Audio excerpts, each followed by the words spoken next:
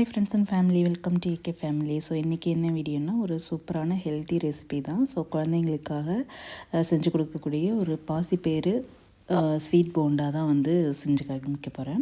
So இது வந்து குழந்தைங்களுக்கு தாராளமாக நம்ம ஈவினிங் ஸ்நாக்ஸாக வந்து செஞ்சு கொடுக்கலாம். ஸோ அதுக்கு வந்து ஒரு முழு பாசிப்பயிரை வந்து ஒரு 4-5 ஹவர்ஸ் வந்து ஊற வச்சு எடுத்து வச்சுருக்கிறேன். ஸோ இதை வந்து இப்போ மிக்ஸி ஜாரில் சேர்த்து நல்லா அரைச்சி எடுத்துக்கலாம்.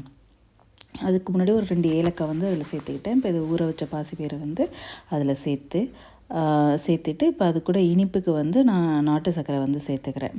ஸோ இதுக்கு ஆல்டர்னேட்டாக இப்போ குழந்தைங்களுக்கு கொடுக்குறதுனால வேறு ஏதாவது இப்போ ஆல்டர்னேட்டாக வந்து கருப்பட்டி ஸோ அந்த மாதிரி சேர்த்துக்கிறதுனால சேர்த்துக்கலாம். நான் வந்து இன்றைக்கி நாட்டு சர்க்கரை சேர்த்துக்கிறேன். கொஞ்சமாக வந்து அதோட உப்பு சேர்த்து இதை வந்து நல்லா அரைச்சி எடுத்துக்கலாம். ரொம்ப வந்து நைஸாக அரைக்க வேண்டிய அவசியம் கிடையாது. கொஞ்சம் குறகுறப்பாக இருந்தாலும் பரவாயில்ல. ஸோ இது வந்து ஒரு கெட்டியாக ரொம்ப தண்ணி ஊற்றக்கூடாது. ஸோ லைட்டாக மட்டும் தண்ணி ஊற்றி நல்லா அரைச்சி எடுத்துக்கலாம். ரொம்ப கெட்டியாக இருக்கணும்னு அவசியம் இல்லை, பட் அதே மாதிரி ரொம்ப தண்ணியாக போயிடக்கூடாது. ஸோ அந்த மாதிரி அரைச்சி எடுத்துக்கலாம் ஃபஸ்ட்டு. அது குழந்தைங்களுக்கு இதுக்கு முன்னாடி நான் வந்து இந்த பாசிப்பயிரை ஒரு 2-3 விதமாக வந்து கொடுக்குறதுக்கு ட்ரை பண்ணேன். ஜஸ்ட் வேக வச்சு கொடுத்தாலும் சாப்பிட்ல, வேக வச்சு அதில் வந்து தேங்காய் சர்க்கரை போட்டு கொடுத்தும் சாப்பிட்ல அவங்க. ஸோ அப்புறம் தோசை மாதிரி பெசரட்டு மாதிரி செஞ்சு கொடுத்தோம், அதுவும் பெருசாக லைக் பண்ணி சாப்பிட்ல. பாசிப்பயிறு வடையாகவும் செஞ்சு கொடுத்து பார்த்தேன், ஸோ எதுவுமே சாப்பிட்ல. ஸோ அதுக்காக தான் வந்து இந்த ஆப்ஷன். மோஸ்ட்லி ஸ்வீட்னாலே குழந்தைங்க விரும்பி சாப்பிடுவாங்க இல்லையா? ஸோ அதனால தான் இந்த மெத்தடில் செஞ்சு பார்ப்போம் அப்படிங்கிறதுக்காக ஸோ இது மாதிரி ட்ரை பண்ணேன். உண்மையிலே வந்து நல்லா சாப்பிட்டாங்க. ஏன் நமக்கே வந்து ரொம்ப பிடிச்சி சாப்பிட்லாம். நமக்கு ஒரு ஹெல்த்தியான ஈவினிங் ரெசிப்பியாக வந்து செஞ்சு சாப்பிட்லாம் நம்ம. குழந்தைங்க நல்லா விரும்பி சாப்பிட்டாங்க. நீங்களும் ட்ரை பண்ணி பார்க்கலாம் கண்டிப்பாக. இப்போ அரைச்ச அந்த பாசிப்பயிறு மாவை வந்து ஒரு பாத்திரத்தில் மாற்றிக்கலாம். இதுக்கு நம்ம வந்து அதிகமான இன்க்ரீடியன்ஸ் எதுவுமே தேவைப்படாது. மெயின் இன்க்ரீடியன்ஸ்னு பார்த்திங்கன்னா ஜஸ்ட்டு 2 தான். பாசிப்பயிறு, இப்போ இந்த அரைச்ச மாவோடு வந்து நம்ம ரவை சேர்க்க போகிறோம், அவ்வளோதான். வேறு எதுவுமே இதில் சேர்க்கலை. இனிப்புக்காக நாட்டு சர்க்கரை, லைட்டாக உப்பு, ஏலக்காய் சேர்த்துருக்கோம், அவ்வளோதான். இதில் மொத்த பொருளே நம்ம சேர்த்துருக்கதே இது இவ்வளோதான்.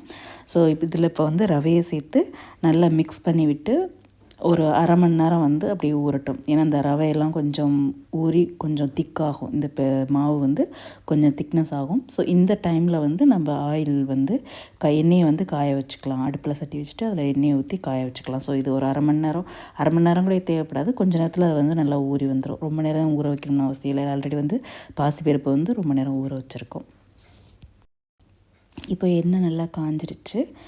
ஸோ இப்போ வந்து அந்த மாவை வந்து நான் கையால் உருட்டி போடல. ஜஸ்ட் ஒரு ஸ்பூன் எடுத்து அப்படியே கொஞ்சம் கொஞ்சமாக அதில் எடுத்து போட்டோம் அப்படின்னா, நமக்கு ஷேப் முக்கியம் இல்லை, டேஸ்ட்டு தான் முக்கியம் இல்லையா? ஸோ அதனால் அப்படியே ஒரு ஸ்பூனில் வந்து கொஞ்சம் கொஞ்சமாக எடுத்து மாவில் போட்டு அப்படியே பொரிச்சு எடுக்க வேண்டியது தான்.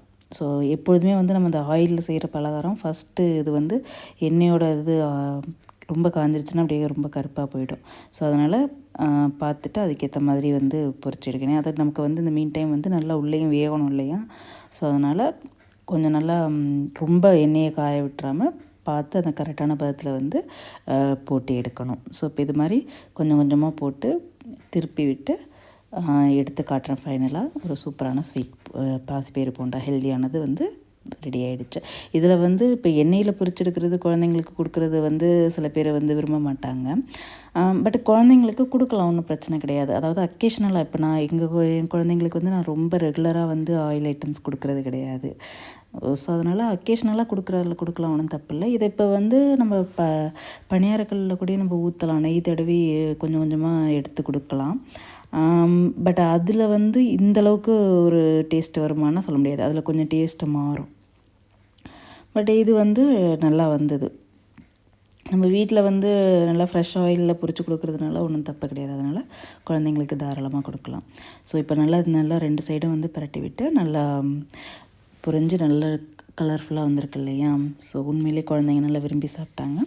ஸோ இந்த ரெசிபி எப்படி இருந்ததுன்னு பார்த்துட்டு கமெண்டில் சொல்லுங்கள். ஸோ நீங்களும் வீட்டில் ட்ரை பண்ணி பார்த்துட்டு உங்கள் குழந்தைங்களுக்கு செஞ்சு கொடுங்க. ஸோ தேங்க்ஸ் ஃபார் வாட்சிங், கீப் சப்போர்ட்டிங். ஸோ சேனலை சப்ஸ்கிரைப் பண்ணி லைக் பண்ணிக்கோங்க. ஸோ அடுத்த வீடியோவில் சந்திப்போம். Thank you, bye bye.